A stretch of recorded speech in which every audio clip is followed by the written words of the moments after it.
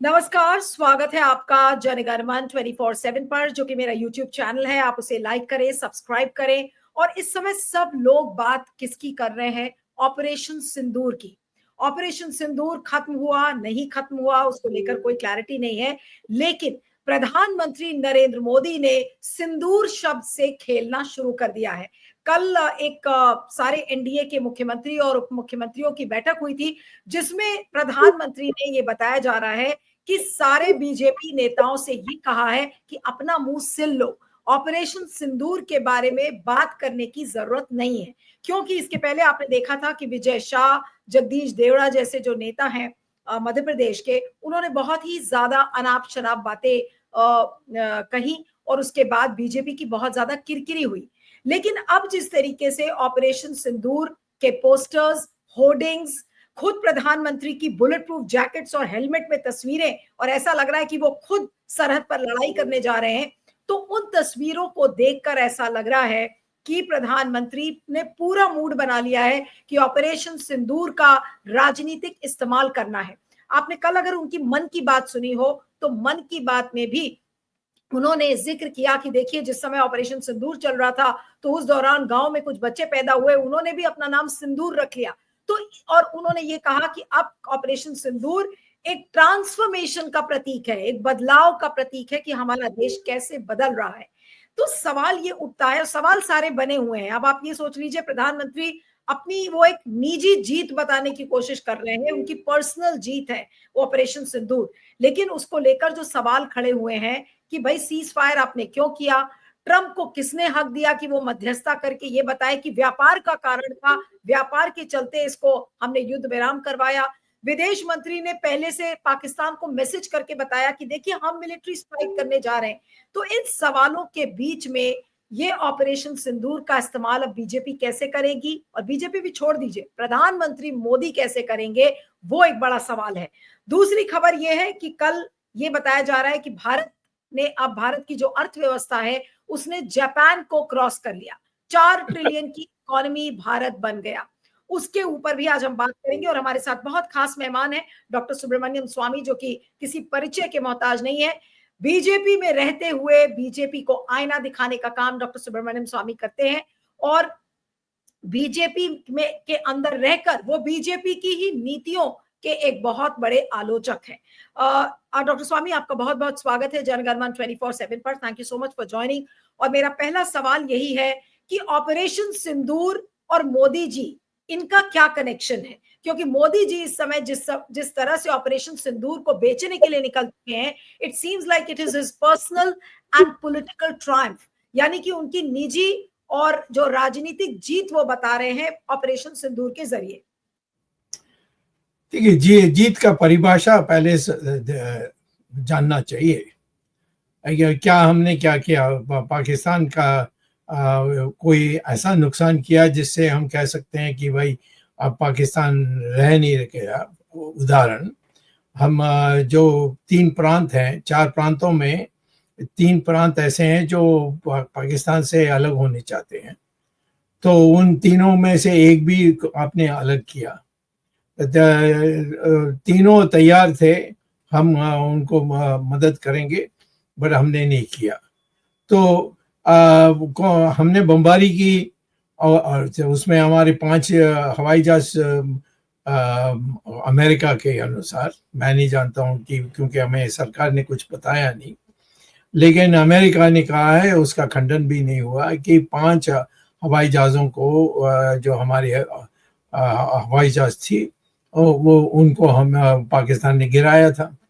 और हमने युद्ध विराम किया था। क्यों किया था? जब हम शुरू ही कर रहे थे, 3 दिन के अंदर आपने विराम कर दिया। क्यों? तो इसके पीछे क्या है? अब मुझे आश्चर्य है, मुझे नहीं लगता कि किसी इतिहास में ऐसा कोई एक घटना है जहां 3 दिन के बाद कोई कह दिया कि मैं जीत गया हूं और इसीलिए मैं अब युद्ध विराम कर रहा हूं। तो ये सारी चीजें को तो कुल मिला करके, किसके पास औपचारिक यानी किसके पास जो ठोस ज्ञान है, या जो बता सकते हैं हमें, एयरफोर्स तो कुछ बोल नहीं सकता, हम ही नहीं बोल सकता, मिस्टर जो हमारे फॉरेन मिनिस्टर हैं वो पता नहीं क्या बोलते हैं, किसी को समझ में नहीं आती, वो दुनिया में अभी घूम रहे हैं और ये कहा डॉक्टर स्वामी, फॉरेन मिनिस्टर एस जयशंकर ने तो ये कहा और उनका बयान सामने आया है, उन्होंने पीटीआई, आईएनएस और डीडी न्यूज और एएनआई को ये कहा कि हमने तो पाकिस्तान को पहले से बता दिया था कि हम मिलिट्री स्ट्राइक करने जा रहे हैं। तो फिर इसको जेल में डालना चाहिए और पता करना चाहिए कि उन्होंने जासूसी की या उनको प्रधानमंत्री ने कहा कि जाके बताओ, हमें जानकारी मिलनी चाहिए। ऐसे ही उसने बयान दे दिया तो हम मान लें? ये तो क्या लग रहा है कि बिना प्रधानमंत्री की रजामंदगी के इतना बड़ा वो बयान दे देंगे? वो तो मैं क्यों निष्कर्ष करूं, मैं तो कहूंगा कि उनको बताना चाहिए। प्रधानमंत्री ने मुझे कहा कि जाके बताओ वहां, वो तो कहते नहीं है, उसने कहा मैं गया था और बता दिया। तुम कौन होते हो? तुम तो राजनीतिज्ञ भी नहीं हो, तुम पहले बाबू थे और आपको प्रधानमंत्री ने खूब ऊपर उठाया क्योंकि आप उनकी बड़ी सेवा की थी जब आप एम्बेसडर थे चाइना में।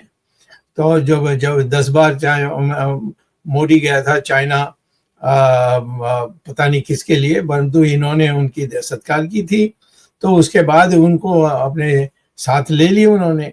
तो मैं इसमें निष्कर्ष करने में कोई फायदा नहीं है, मैं सीधा पूछ रहा हूँ, बताइए। हाँ, नहीं लेकिन डॉक्टर स्वामी, हाँ। जिस तरीके से 3 दिन में ऑपरेशन सिंदूर हुआ और तीसरे दिन या चौथे दिन जाकर सीज फायर कर दिया गया और ट्रंप क्लेम कर रहे थे क्रेडिट कि भाई हमने सीज फायर करवाया बिकॉज ऑफ ट्रेड।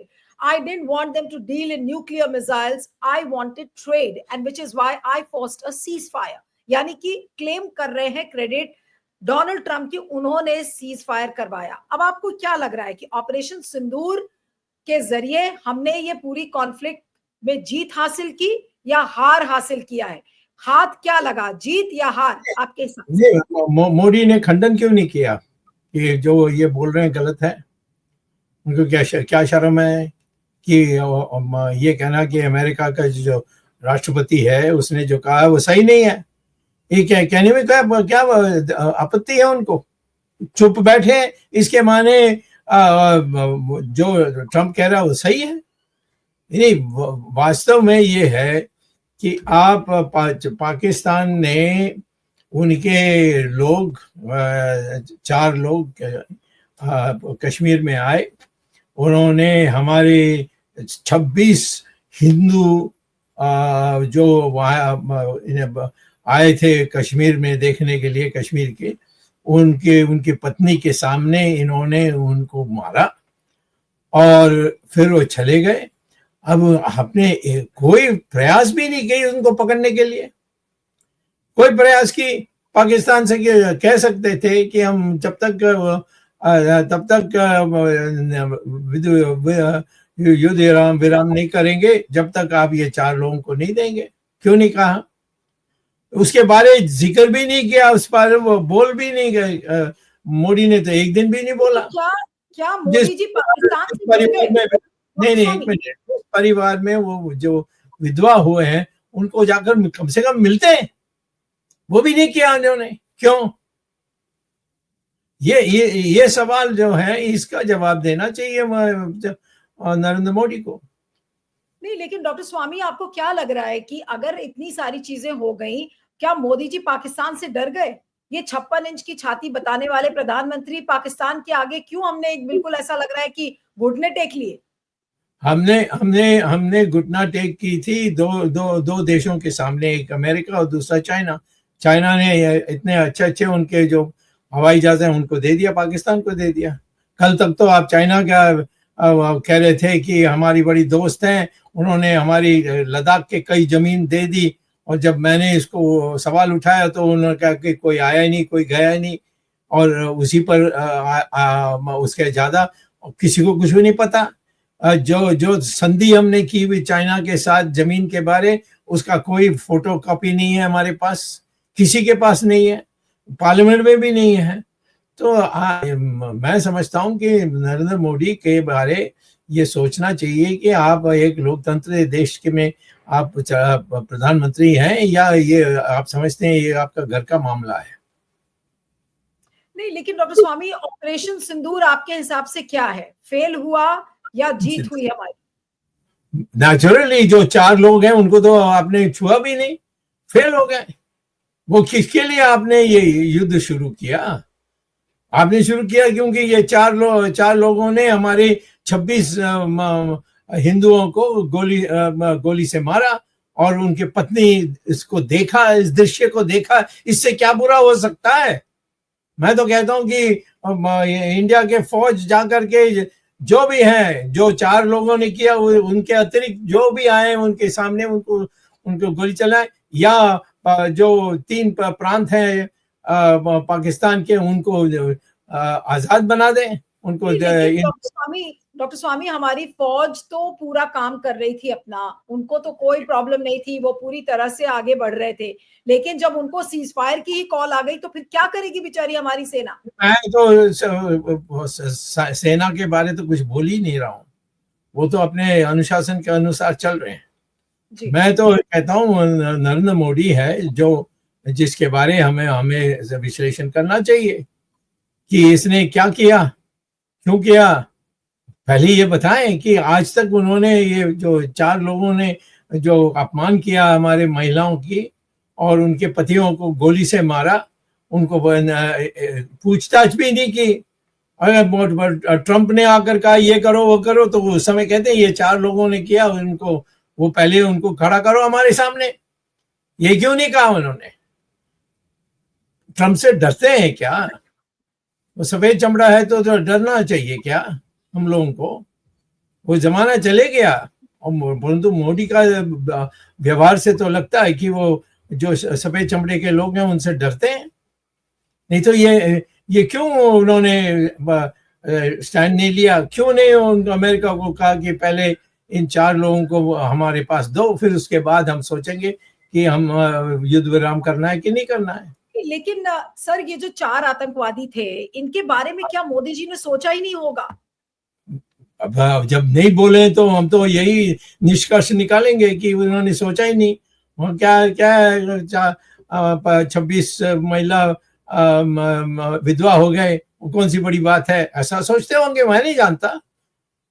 उनकी जो व्यवहार है जीवन भर, उससे तो लगता है कि वो महिलाओं के बारे में चिंता ही नहीं करते। उनकी जो कई लोग हैं जिनका क्या नहीं हुआ है बुरा, उनके बारे में उन्होंने कभी कुछ किया? तो यही है, मैं आज आपको कह रहा हूँ। लेकिन डॉक्टर स्वामी, जो बड़ी चिंता की बात है कि भाई आपने खुद कहा कि ऑपरेशन सिंदूर हम हार गए, ऑपरेशन सिंदूर में हम फेल हो गए क्योंकि प्रधानमंत्री उन 4 आतंकवादियों को नहीं पकड़ पाए। अब नहीं पकड़ पाए, उसके बाद भी इतनी बड़ी हार को हम जीत के जश्न में क्यों मना रहे हैं? तिरंगा रैली निकाल रहे हैं, ये कह रहे हैं कि हम आर्म फोर्सेस के साथ सॉलिडारिटी एक्सप्रेस कर रहे हैं, वो भी ठीक है। लेकिन ऑपरेशन सिंदूर को राजनीतिक फायदों के लिए भुनाने की कोशिश कर रहे हैं प्रधानमंत्री मोदी। नहीं, वो करेंगे, वो छिपाने के लिए कुछ भी कर सकते हैं, परंतु हम इस देश में कोई इसको मानता है? इतनी घृणा है, मैं बता रहा हूँ। मेरे से आकर लोग बात करते हैं क्योंकि वो जानते हैं कि मैं खुलेआम इस पर बात कर रहा हूँ। लोग दुखी हैं। आप ये कह रहे हैं कि मोदी अपनी हार को छुपाने के लिए जीत का जश्न मना रहे हैं? छिपाने के सवाल ही नहीं है। वहां क्या उन्होंने किया? हमारे एयरफोर्स गई, वहां बमबारी की, कई 5 एरोप्लेन हमारी, मैंने उनको पाकिस्तान ने चाइनीज हवाई जहाजों से हमारा उसको गिरा दिया, परंतु हमारे लोग सब जगह जाकर बमबारी करके आए और उसको बीच में रोक दिया। तो इन सेना को तो इसमें लाना ही नहीं है। उन्होंने जो करना था, जिनको उनके अनुशासन के अनुसार कर सकते थे, उन्होंने करके दिखाया। मोदी को पूछना चाहिए। मैं तो कहता हूं कि मोदी की इस्तीफा मांगने के लिए स्थिति आज आ गई है। मैं तो समझता हूं कि संघ जो है, जो जिसके हाथ में सारा हमारी भविष्य है, उनको सोचना चाहिए भाई, ये इनको रखकर तो हम सब लोग बड़ी दिक्कत में पड़ने वाले हैं। लेकिन सर मुझे ये बताइए कि जब हम हार गए, ऑपरेशन सिंदूर फेल हो गया और केवल मोदी जी की वजह से, तो आपने तो ये कहा कि मोदी जी इस्तीफा दे, लेकिन मोदी जी इस्तीफा छोड़ दीजिए, अब तो वो ये दिखा रहे हैं कि भाई हमने कितना बड़ा पराक्रम कर दिया। उनके आपने पोस्टर्स देखे, बैनर्स देखे, जिस तरीके के आ रहे हैं, बुलेट प्रूफ जैकेट में हेलमेट लेकर बिल्कुल वो बॉर्डर पे पहुंचते हुए नजर आ रहे हैं मोदी जी। वो तो पहले तो यही था जब हमारे अर्थ प्रणाली के बारे में वो बोलते थे, आज वो बोलने की स्थिति भी नहीं है। हमारी अर्थ प्रणाली की क्या हाल है सबको पता है, और मैं तो अर्थशास्त्री हूँ, तो मैं तो जानता हूँ कितनी बुरी हाल है आज, कितने अनएम्प्लॉयमेंट हो गई है हमारे देश में, कितने कंपनीज बंद करके चले गई, कितने विदेशों में जो थे वो उनकी दिवालापन निकली हुई है। तो ये सारी चीजों को तो छिपा के रखिए, अखबार में नहीं आएगी तो किसी को पता नहीं होता है। मैं ये कहता हूं कि चाइना को आपने इतनी जमीन दे दी, कहीं आपने देखा? एक जगह में भी नहीं आया है कितना चाइना को दिया। मैंने जब सवाल उठाया तो उन्होंने कहा कोई आया ही नहीं, कोई गया ही नहीं। मीना कोई आया ही नहीं, कोई गया नहीं। चाइना तो आया यहाँ, उनके जो चाइनीज लैंग्वेज में जो अखबार है उसमें तो उन्होंने खुलेआम कहा है कि हमने सारा जो बॉर्डर का था पहले उसको पुनरुत्थान करके हमने नवीन तरीके से उसको बनाया, और ये गवर्नमेंट ऑफ इंडिया ने उस पर दस्तखत किया। ये इसका कॉपी देने के लिए तैयार है। मैं राजनाथ से भी पूछूंगा, उनके पास भी मेरे ख्याल में नहीं है, क्योंकि वो बोल नहीं सके। बिल्कुल नहीं, लेकिन डॉक्टर स्वामी वापस ऑपरेशन सिंदूर पर ही आती हूँ, क्योंकि ये बातें तो कई बार हम लोग कर चुके हैं। लेकिन ऑपरेशन सिंदूर को लेकर आपने कहा कि ये फेल हो गया, मोदी जी ने कोई डिसीजन नहीं लिया, जहां तक वो 4 आतंकवादी हैं। तो अब आपको क्या लगता है कि सजा किस तरीके से मिलनी चाहिए? क्या हम पूरे देश को इस समय ये बताएंगे, बीजेपी जैसे बता रही है और प्रधानमंत्री मोदी बता रहे हैं कि देखिए हमने कितना बड़ा पराक्रम किया, ऑपरेशन सिंदूर के बहाने हमारे जो मेक इन इंडिया के जो वेपन्स हैं हमने उसको इस्तेमाल किया, वो ये सारी चीजें बता रहे हैं। तो क्या ये देश के साथ धोखा है, या फिर वो देश को सही बातें बता रहे हैं? जी वो सही है नहीं है उसमें। मैं तो कहता हूँ पब्लिक तो एक ही बात कहनी चाहिए, जो 4 लोगों ने हमारे 26 लोगों को मारा और उनके पत्नी के सामने, उनको क्यों नहीं पकड़ा?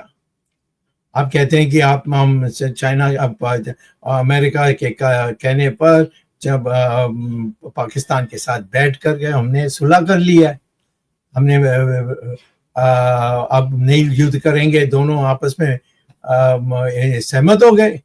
तो उस समय आपने कहना चाहिए था कि ये 4 लोगों को दे दो, नहीं तो हम नहीं मानेंगे। क्यों नहीं कहा उस समय? उन्होंने उठाया नहीं सवाल को। तो इससे बड़ी गद्दारी क्या हो सकती है? जी आप कह रहे कि ये गद्दारी है, आप ये कह रहे कि गद्दारी है? बिल्कुल, ये 4 लोग इन्होंने 26 लोगों को मारा, और वो उनके पत्नी के सामने। अब और कहते हो सिंदूर, सिंदूर क्या का पता नहीं, ये सिंदूर ही कह रहे हैं ना, ये सिंदूर, उनका सिंदूर तो मिट गया। उसके लिए क्या बोल आप कर रहे हो? उसके नाम एक भी सुना है? किसी का नाम टेलीविजन में आया है? किसी की पिक्चर लिया है? कोई किसी को पता नहीं है। वो जाकर वहां अपने घर में रो रहे हैं, दैट्स ऑल। दिस इज जो मुझे जानकारी मिली है।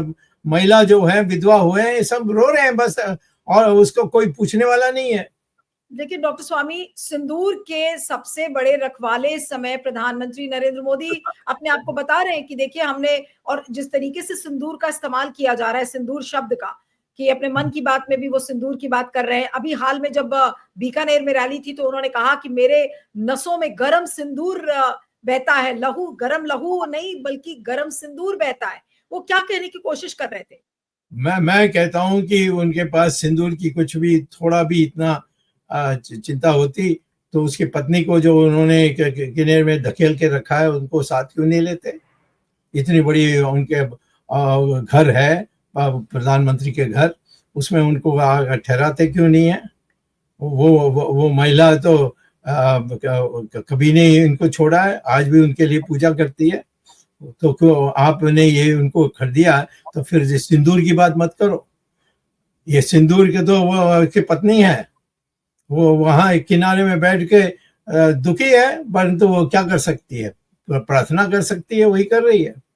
तो ये सिंदूर का भी ये तो मिथ्याचार है, इसमें कोई इन्हीं उनकी दिल की बात नहीं है। सिर्फ आप लोगों को गुमराह करने के लिए, आपकी ध्यान बांटने के लिए इन्होंने ये किया है। नहीं तो इसका सीधी मतलब बात ये है कि सीधी बात मैं कहता हूं कि पाकिस्तान जब तक 4 लोगों को वापस नहीं करेगी हम नहीं रोकेंगे। हम इतना अच्छा काम कर रहे हैं तो आगे बढ़ो, कि 1-2 प्रांतों को स्वाधीन कर दो।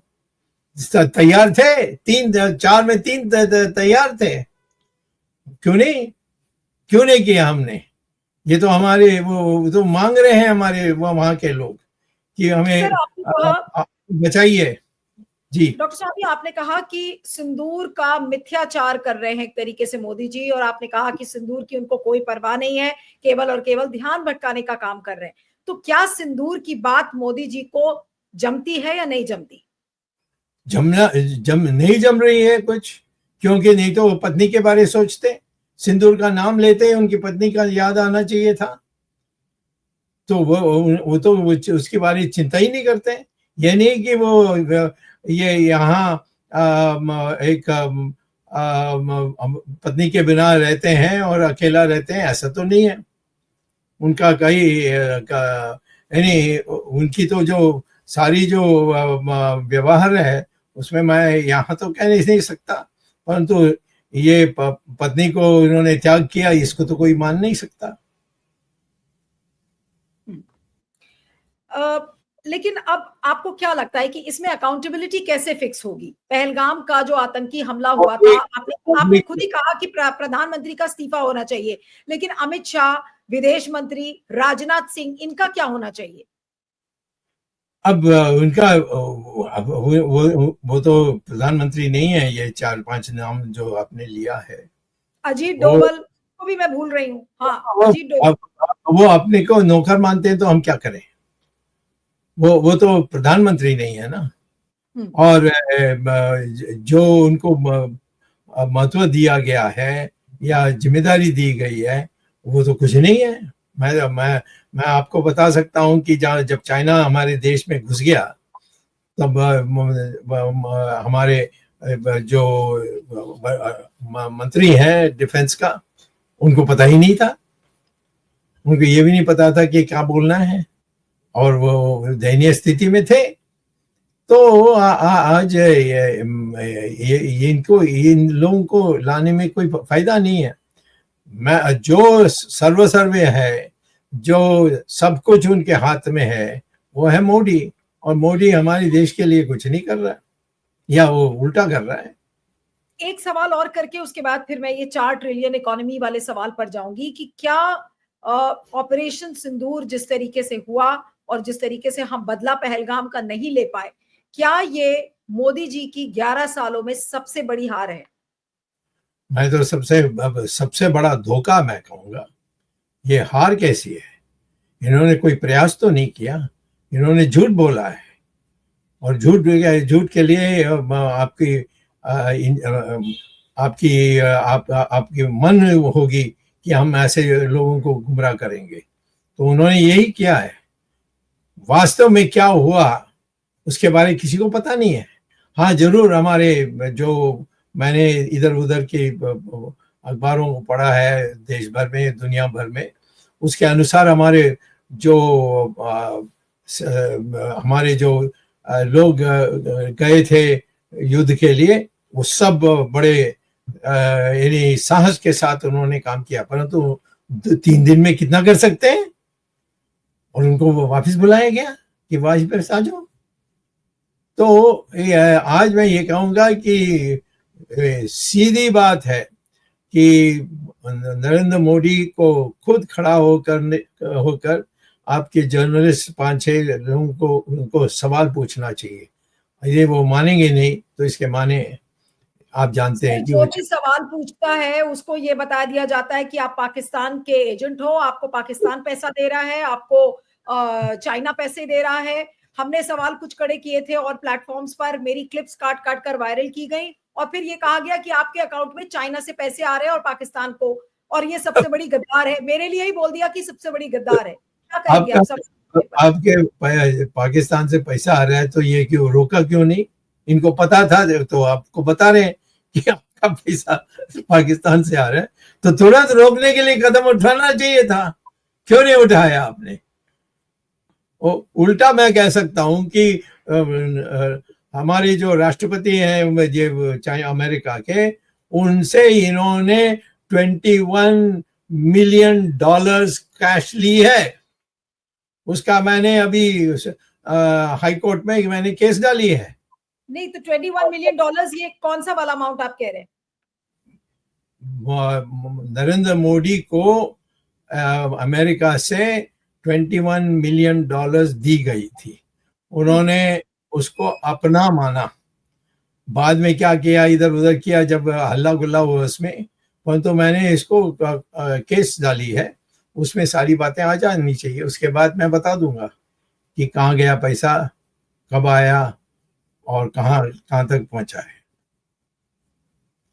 अब डॉक्टर स्वामी, मैं I am changing the topic now and ये जो कल खबरें आई हैं कि इंडिया जापान की इकोनॉमी को सरपास कर गया है, अब 4th लार्जेस्ट इकोनॉमी भारत बन रहा है, और ये नीति आयोग के chief executive officer BR Subrahmanyam ने कहा है इस बात को, और we are the 4th largest economy as I speak. We are a $4 trillion economy as I speak, and this is not my data, this is IMF data, and India today is larger than Japan. मैं चाहती हूँ कि इसकी असलियत क्या है, आप उसके बारे में बताएं। असलियत आप उनको बुलाइए आपके टीवी प्रोग्राम में और हम मेरे से डिबेट करने बोलिए कि आपने ये कहा, स्वामी कहता है ये सब बकवास है। करेंगे नहीं, क्यों नहीं करेंगे? ये ऑल नॉनसेंस, ये क्यों, कौन सी बात कर रहे हैं? कहाँ है ये धोखा है? ये एक और झूठ और धोखा है कि ये भारत 4 ट्रिलियन की झूठ और धोखा है, और जानते हुए उन्होंने किया है। और ये ऑफिसर को जानना चाहिए कि एक दिन ऐसा आएगा जब उनको भी जेल भेजना होगा, क्योंकि उन्होंने झूठ हम लोगों को बताया। हाँ, सबको पता है कि कौन है जो हम IMF में क्यों जाएं? हमारे पास सेंट्रल स्टैटिस्टिकल ऑर्गेनाइजेशन है, कितने एजेंसीज हैं, उनके साथ बैठ करके हम पता कर सकते हैं। मैं तो अर्थशास्त्री हूँ ना, मैं तो, और मेरा टीचर जो था उसी ने नेशनल इनकम ये सारी चीजों को बनाने वाला साइमन कुजनेट्स, वो तो मेरा टीचर था। किस बेसिस पर ये कैलकुलेशन हुआ है? आप तो खुद एक इकोनॉमिस्ट हैं डॉक्टर स्वामी। झूठ, कोई बेसिस नहीं है, इन्होंने मनमानी किया है आपको बुद्धू बनाने के लिए, ताकि आप इकोनॉमिस्ट नहीं है तो आप सवाल नहीं पूछेंगे। वही मैं कह रहा हूं कि आपके चैनल में उनको बुलाइए, मेरे साथ डिबेट कराइए, क्यों नहीं होता है? तो ये जो ग्रोथ दिखाई गई है 4 ट्रिलियन इकोनॉमी की, ये जीडीपी के बेसिस पर है, किस आधार पर है? कोई तो आधार होगा, क्या बेंचमार्क लिया है 4 ट्रिलियन इकोनॉमी का? कोई आधार नहीं है। आधार होता तो पता लग जाता है कि इकोनॉमी डाउन हो रही है। आप आज की जो दाम है उसके आधार पर कैलकुलेशन करोगे तो जीडीपी ऊपर जाएगी, परंतु सबको पता है इकोनॉमिक्स में आप लेटेस्ट जो प्राइस है उसके आधार पर आप कैलकुलेशन नहीं कर सकते। जो एक समय था उसको सारे जो बाकी जो कैलकुलेशंस हैं वो सब एक ही प्राइस में कैलकुलेट की जाएगी, तो वो नहीं किया उन्होंने आज की जो मुद्रास्फीति बढ़ी है उसके आधार पर उन्होंने अपने प्रोडक्शन भी ज्यादा दिखा दी। अब आपके दाम बढ़ जाएंगे तो फिर नेचुरली आपकी जो प्रोडक्शन है वो भी उसके आधार पर ऊपर हो जाएगी, but that is not real stuff. तो ये इकोनॉमिस्ट को बुलाइए वहां गवर्नमेंट से और कहिए मेरे से डिबेट करें आपके सामने। एक सवाल बस चलते चलते आपसे और करूंगी कि कल प्रधानमंत्री नरेंद्र मोदी ने एक मीटिंग रखी थी सारे एनडीए के चीफ मिनिस्टर्स और डिप्टी चीफ मिनिस्टर्स की। उसमें ये बताया गया कि मोदी जी ने सारे बीजेपी नेताओं को बोला है, नसीहत दी है कि अब आप ऑपरेशन सिंदूर पर कुछ ना बोले। तो क्या बीजेपी नेता चुप रहेंगे और मोदी जी बात करेंगे ऑपरेशन सिंदूर पर? नहीं, सारे लोग इस पर बात करेंगे तो कहीं ना कहीं कोई खंडन करेगा और फिर इनको जवाब देने की पता नहीं होगा, फिर वो भाग के जाएंगे कहीं किसी सीनियर ऑफिसर के पास और पूछेंगे, तो इसमें उलझन हो जाएगी। तो इसीलिए मत बोलिए, सिर्फ मैं बोलूंगा। रावण जैसा, रावण ऐसे ही कहता था कि आप किसी को कुछ नहीं करना, जो मैं कहता हूँ वही करना है आप लोगों को। तो ये है, इसीलिए कहा होगा। मैं कहता हूँ कि सब भूल जाइए, मुझे आप बुलाइए आपके चैनल में, और कांग्रेस और सरकार के कोई भी हो जो इकोनॉमिस्ट है या कोई भी हो, उसको बुलाइए और कहिए मेरे से डिबेट करें, और मैं पहले से लिख कर दे दूंगा कौन सा क्वेश्चंस मैं पूछने वाला हूँ, वो भी लिख कर दे दें मुझे कौन से क्वेश्चन मुझे पूछेंगे, और फिर देख लेंगे। वो तो आएंगे नहीं, वो तो जानते हैं हम तो हार्वर्ड में प्रोफेसर थे, इनको तो चटनी कर देंगे हम यहाँ, तो वो तो आने वाले नहीं है। आप चटनी किसको किसको करेंगे डॉक्टर स्वामी? जो इकोनॉमिस्ट है हमारे फाइनेंस मिनिस्ट्री में, वो आकर बकवास करेंगे तो चटनी कर दूंगा उनका उनका उनका और अगर वित्त मंत्री निर्मला सीतारमन आपसे बात करेंगी तो उनकी भी चटनी बनाएंगे? वो नहीं आएगी, वो भाग जाएगी, उसका तो मैं चरित्र जानता हूँ तो उससे नाम ही लेना ठीक नहीं है। वो तो उसको तो इकोनॉमी, वो तो जवाहरलाल यूनिवर्सिटी की पढ़ाई हुई है, वो तो कुछ नहीं पढ़ा होगा। तो मिनिस्ट्री में है जो लोगों ने पीएचडी लिया, ये लिया, उनमें से एक को मैं सेलेक्ट कर रहा हूँ, वो भी नहीं आएंगे डर के मारे। लेकिन चलते चलते बस एक चीज अब आपसे पूछूंगी, आपने कहा कि मोदी जी को इस्तीफा दे देना चाहिए इस ऑपरेशन सिंदूर के फेलियर के बाद। जी। आपको लग रहा है कि आरएसएस उनसे कभी कहेगा? आरएसएस ने कल मोहन भागवत ने ये कहा कि अब तो हिंदूज को यूनाइट होने का समय है एंड हिंदूज शुड यूनाइट, इस तरीके की बातें वो उन्होंने कही, तो मुझे तो नहीं लग रहा कि वो कभी भी मोदी जी से कहेंगे कि भाई इस्तीफा दो। वो मैं नहीं जानता, वो तो उनके अधिकार है। मैं आरएसएस क्या सोचेगी क्या करेगी, अब उनको क्यों मैं घसीटूं इसमें, वो खुद निर्णय कर सकते हैं।